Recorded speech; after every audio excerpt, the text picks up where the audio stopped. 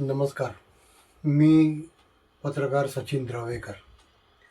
मित्रांनो, बरेच दिवसापासून मी विचार करत होतो की अ, नागपुरातल्या भटके कुत्रे म्हणजे स्ट्रे डॉग्स या विषयावर बोलण्याचा माझा बरेच दिवसापासूनचा विचार होता. पण काही कारणाने ते जमू शकलं नाही किंवा तो विषय पुढे पुढे जात गेला. पण त्याला कारणही असं होतं, कारण की आमच्या घरी काम करणारी जी अ, मावशी आहे, त्या मावशींना मध्ये आमच्याच घरासमोर भटक्या कुत्र्यांनी चावा घेतला होता आणि त्यांना जवळपास 5 इंजेक्शन त्याच्यासाठी घ्यावी लागली. आणि त्यांनी पण सांगितलं की खूप त्याचा त्रास होतोय, असं आहे. अ, आणि अ, आर्थिक बाजू कमजोर असताना सुद्धा त्यांना प्रायव्हेट दवाखान्यामध्ये जाऊन ट्रीटमेंट घ्यावी लागली, इंजेक्शन्स घ्यावे लागले. बरेच वेळा आमच्या वेगळ्या वेगळ्या ग्रुपमध्ये, व्हॉट्सअप ग्रुपमध्ये या भटक्या कुत्र्याविषयी चर्चा होत असते. काही ॲनिमल लवर्स जे आहेत, ते विरोध करतात, तर काही जे या यातनातून गेलेले आहे, ते त्याला सपोर्ट करतात. अशी बरेच वेळा चर्चा होत असते. आणि मला बरेच वेळा माझे जे मित्र लोक आहेत किंवा माझे जे आमच्या ग्रुपमधले लोक आहेत, ते म्हणतात की तुम्ही आधी खूप भटके कुत्रे, स्ट्रे डॉग्स, स्ट्रे ॲनिमल्स या विषयावर लिहिलेले आहे. तर या कुत्र्यांच्या विषयी पण तुम्ही चर्चा केली पाहिजे की हे खरंच किती हानिकारक होत आहे हे प्रकार. म्हणजे स्ट्रे डॉग मिनास म्हणजे भटक्या कुत्र्यांचा वाढता जो हे आहे, त्रास जो आहे, त्यांनी लोकांना किती त्रास होतो आहे, हे हा तो विषय आहे. मित्रांनो, खरं तर आज याच्या मागे व्हिडिओ करण्याच्या मागे आज मी एक तरुण भारतमध्ये फार सुंदर बातमी वाचली. अ, तरुण भारतमध्ये बातमी अशी आलेली आहे की 38,000 लोकांना या भटक्या कुत्र्यांनी चावलेलं आहे नागपुरात. तरीही नागपुरातील आमदार, सगळे आमदार गप्प. आणि मुंबईतील आमदारांची या विषयावर सभागृहामध्ये एकजूट. काल लक्षवेधीच्या मार्फत आपल्या नागपूरच्या हिवाळी अधिवेशनमध्ये विधानसभेमध्ये अतुल भातखळकर यांनी एक लक्षवेधी, अतुल भातखळकर हे मुंबईचे आमदार आहेत. या मुंबईच्या आमदारांनी एक लक्षवेधी भटक्या कुत्र्यांसंदर्भात मांडली होती. मी विधान भवनमध्ये तर गेलो नाही, पण मी आमच्या लोकल केबल UCN चॅनलवर ती लक्षवेधी, तो संपूर्ण प्रश्न संपूर्णपणे ऐकला. मित्रांनो, खरंच मुंबईचे आमदार या विषयासाठी किती जागरूक आहेत बघा. म्हणजे त्यांनी सर्वांनी मिळून एकजुटीने अतुल भातखळकरांनी विषय मांडला आणि सगळी चर्चा सुरू झाली. त्याच्यावर माननीय मंत्री महोदय यांचे उत्तरं येत होते, पण उत्तरं काही समर्पक मिळत नव्हते.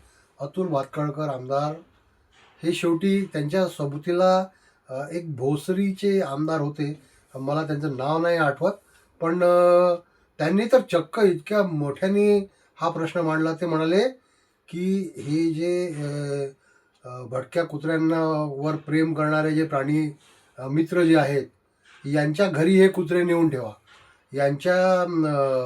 या कुत्र्यांना, यांच्या कुत्र्यांच्या खाण्यापिण्याची व्यवस्था यांच्या घरी करा.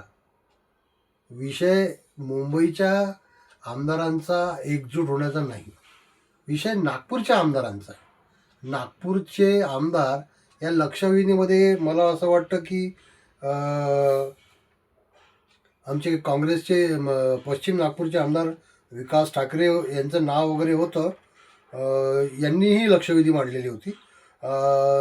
मुंबईमधले अतुल भातखळकर, चेतन तुपे, सुरेश भोळे, डॉक्टर जितेंद्र आव्हाड, त्याच्यानंतर नागपूरमध्ये वास्तव्यास असलेले विजय वडेट्टीवार, नाना पटोले, विकास ठाकरे आणि उमरेडचे आमदार संजय मेश्राम यांचे नावं होते.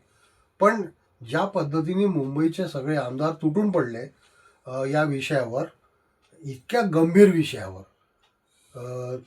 नागपूरचे आमदार कुठे दिसलेच नाही, काही बोलताना दिसले नाही. अरे नागपूरमध्ये तर याची समस्या सगळ्यात गंभीर आहे. म्हणजे प्रत्येक अल्टरनेट डेला 2-3 दिवसांनी पेपरमध्ये बातम्या येतच राहतात की भटक्या कुत्र्यांनी इकडे हल्ला केला, भटक्या कुत्र्यांनी तिकडे हल्ला केला, या लहानग्या मुलाला चावलं, त्या लहान मुलाला चावलं. म्हणजे यांचे तुम्ही रस्त्याने पण जाताना माणसाला भीती वाटते. आता मी दररोज सकाळी मॉर्निंग वॉकला जातो ना, तर मला भटक्या कुत्र्यांसाठी एक स्पेशल काडीच घेऊन जावं लागते सोबत, की काय कधी काय होणार काही काही भरोसा नाही. मध्यंतरी तर मी एक बातमी वाचली की जे सिनियर सिटीजन्स आहे यांनी लाठ्या एकमेकांना भेट दिल्या एका गार्डनमध्ये सिनियर सिटीजन फोरमच्या कार्यक्रमात. ते यासाठी की सोबत काडी घेऊन येत जा, कारण की हे भटके कुत्रे कधीही तुम्हाला तुमच्यावर हल्ला करू शकतील.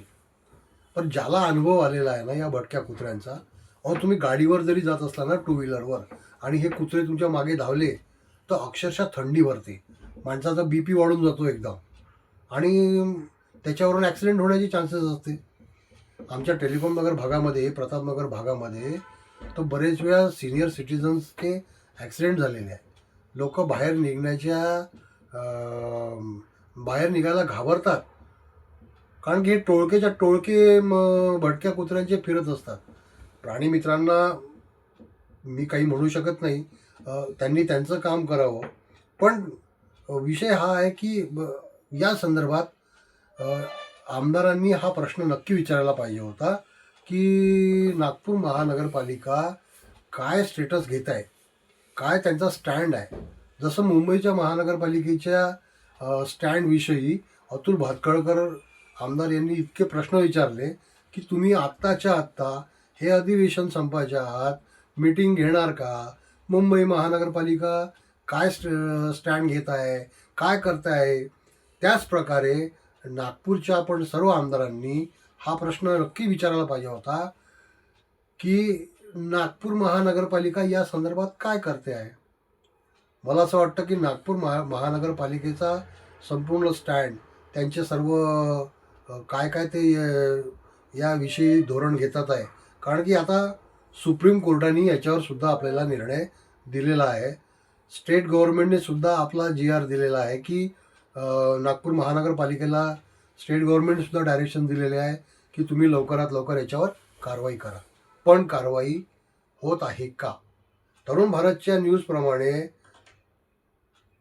इतका आकडा रोज वाढतोय या भटक्या कुत्र्यांच्या चावण्याचा, पण नागपूर महानगरपालिकेच्या माध्यमातून हा प्रश्न सोडवण्यासाठी कोणत्याही प्रकारचे प्रभावी प्रयत्न होताना दिसत नसल्याचा जो आरोप आहे हा नागरिकांकडनं होत आहे.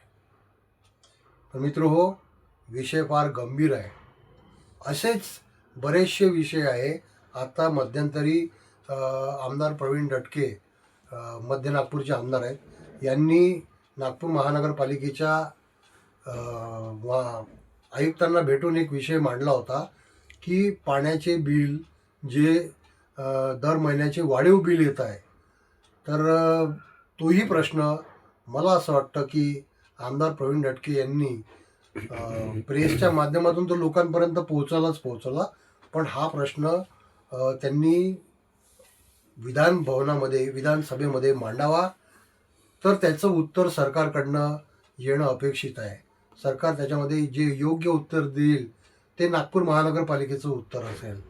मला असं वाटतं की असे बरेचसे प्रश्न नागपूर महानगरपालिका संदर्भातले किंवा नागपूर भोवतीचे आहेत. एका व्हॉट्सअप ग्रुपवर आज आमच्या एका मित्रांनी लिहिलं की महाराष्ट्रामध्ये बरेचसे प्रश्न आहे, ह्या भटक्या कुत्र्यांचा प्रश्न काय इम्पॉर्टंट आहे का? मुंबईच्या आमदारांना भटक्या कुत्र्यांचा प्रश्न इम्पॉर्टंट वाटतो, मग नागपूरच्या आमदारांना का वाटू नये? मुंबईच्या आमदारांना या विषयावर चर्चा करावीशी वाटते. विधानसभेचं अधिवेशन संपायच्या आत मुख्यमंत्र्यांनी याच्यावर निवेदन करावं किंवा याच्यावर योग्य निर्णय घ्यावा असं त्यांना वाटतं. नागपूरच्याही आमदारांना असंच वाटलं पाहिजे. नागपूरच्या नागरिकांना हेच वाटतं आहे की लवकरात लवकर या समस्येचा तोडगा निघाला पाहिजे.